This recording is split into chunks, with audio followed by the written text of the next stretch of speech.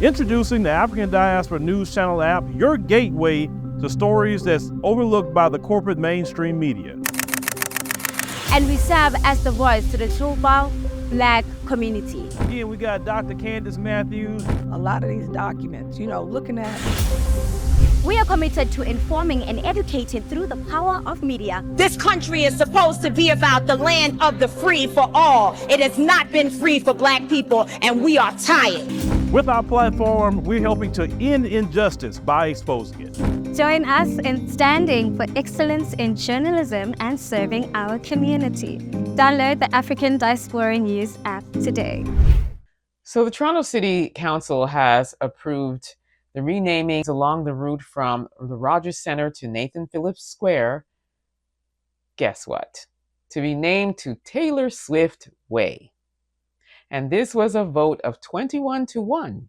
So it was fairly unanimous that they will be naming the streets along the way, Taylor Swift Way, during her Eras tour when she's here in November. Take a look. Firstly, I want to say welcome to Tayloronto.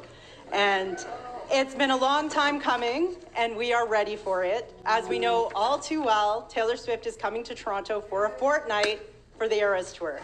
Swifties will shake it off at 6 concerts this November, and it is an opportunity for Toronto to show off our great reputation and our place in this world. It's our way to show Taylor she's the one we've been waiting for, that she has brought us much happiness, and that we will love her evermore. I have a shirt to welcome her to Toronto as well that says welcome to Toronto A. And I'm hoping she'll be inspired and wear this during the song 22. So this was a vote of 21-1. So it's fairly unanimous that this was going to happen. Not 1 ounce of backlash, not 1 ounce of public outcry.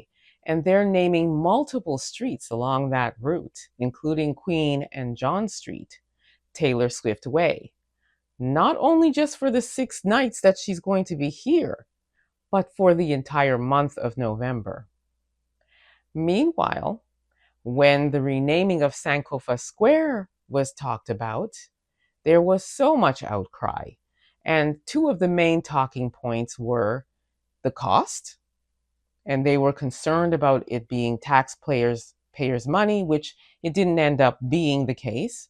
And the other thing is that they didn't feel like the word Sankofa has any connection to Toronto.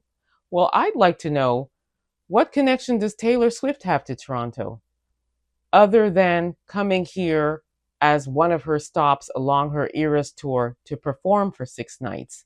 After that, she's getting on a plane and she's moving on to the next city. So what's the connection to Toronto that Taylor Swift has that you're going to name multiple streets along a route after her and call it Taylor Swift Way? They're even saying Tayloronto, as you can hear. So where's the outrage? I'm not hearing anything. Where are the petitions? Nobody's signing any petitions. No backlash whatsoever. This is the peak of hypocrisy. And I know people are going to say, well, Sankofa is a permanent change. This is only temporary. It still costed money, didn't it? Rogers Communications is covering the costs, but you're naming multiple streets. It's going to cost big money. And there's all kinds of problems with homing and housing crisis and the price of food and taxes and everything else that everybody was complaining about when it came to renaming Yonge Dundas to Sankofa.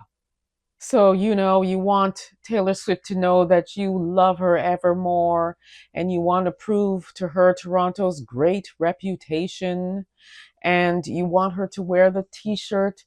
So to all the Swifties can come out with their mamas and their daddies and their big sisters and big brothers. And you paid all this money so that her name will be on all the streets along that route. And not 1 bit of outcry. I don't want to ever hear anybody complain when a name has changed or is in any association with a Black person. Not another peep. I want it to be just as silent as it has been with the renaming to Taylor Swift Way in Tayloronto. Not a word. Let me know what you all think about this renaming. Don't forget to like, subscribe, and share this content.